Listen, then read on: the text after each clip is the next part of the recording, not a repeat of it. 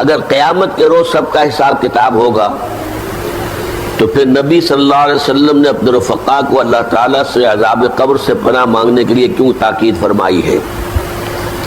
کیا یہ عذاب حساب کتاب سے پہلے ہی شروع ہو جائے گا؟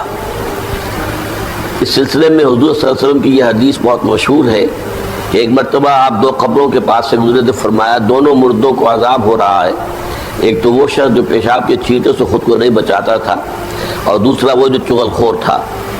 اس حدیث مبارکہ سے کیا یہ بات ثابت ہوتی ہے کہ عذاب قبر مندرجہ بالا گناہوں کے سرزد ہونے ہی پر ملے گا۔ دیکھیں یہ مسئلہ جو ہے عذاب قبر کا، یہ کافی ہمارے ہاں جو منکرین حدیث ہیں انہوں نے اس کے خلاف بڑی مہم چلائی، لیکن قرآن مجید سے بھی یہ ثابت ہے اور احادیث سے تو بہت ہی صراحت کے ساتھ ثابت ہے۔ اور اس کو سمجھیے یہ کہ اصل میں آخری فیصلے تو اسی وقت ہوں گے، جنت میں داخلہ اور جہنم میں داخلہ تو اسی وقت ہوگا، قیامت کے بعد، حساب کتاب کے بعد۔ لیکن یہ ہے کہ جیسے میں ایک سادہ سے تفصیل سے آپ کو سمجھا دوں، امتحان ہو چکا ہے، نتیجہ تو نکلنا ہے۔ فرض کیجئے کہ 1 مارچ کو یا 1 اپریل کو نتیجہ ڈکلیئر ہوگا، کون کامیاب کون ناکام۔ لیکن جنہوں نے کچھ کیا ہی نہیں پرچوں میں، انہیں تو پہلے سے معلوم ہے، ان کی جان تو سوکھ رہی ہے، اندر ہی اندر وہ کانپ رہے ہیں۔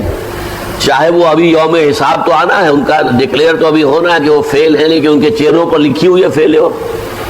یہی معاملہ ہے کہ جو کچھ انسان نے کمایا ہے عالم برزخ میں بھی اس کی کچھ کیفیات اس کے اوپر طاری رہیں گی۔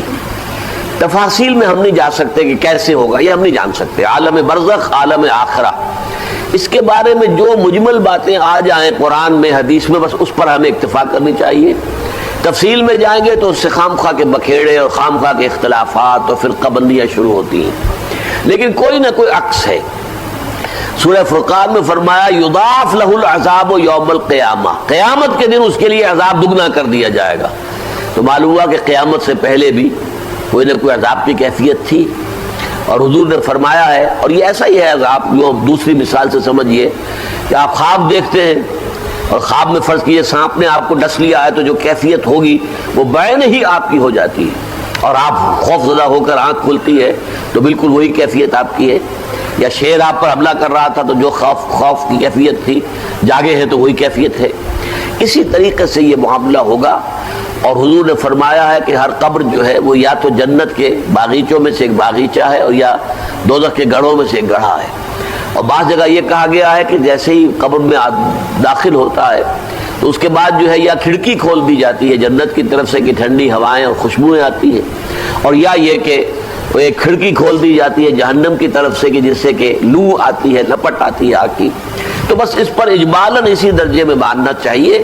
باقی یہ کہ اصل حساب کتاب کے بعد اس پراپر جنت میں داخلہ اور پراپر جہنم میں داخلہ جو ہے وہ تو ہوگا قیامت کے بعد ہی۔